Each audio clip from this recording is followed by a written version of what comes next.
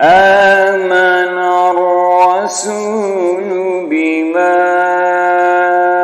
أنزل إليه من ربه والمؤمنون كل آمن بالله وملائكته وكتبه ورسله لا نفرق بين أحد من رسله وقالوا سمعنا وأطعنا غفرانك ربنا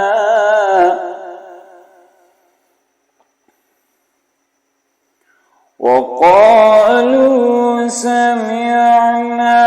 وأطعنا غفرانك ربنا وإليك المصير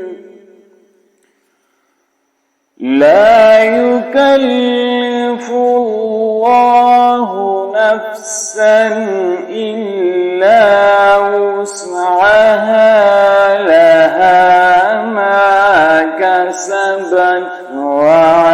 وعليها ما اكتسبت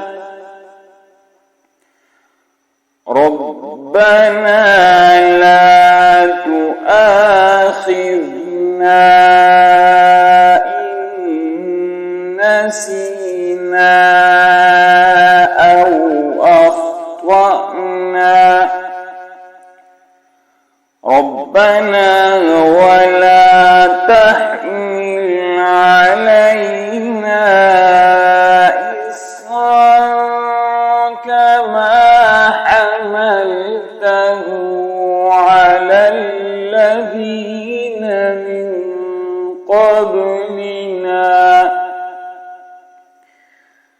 ربنا ولا تحملنا ما لا طاقة لنا به واعف عنا واغفر لنا وارحمنا أنت مولانا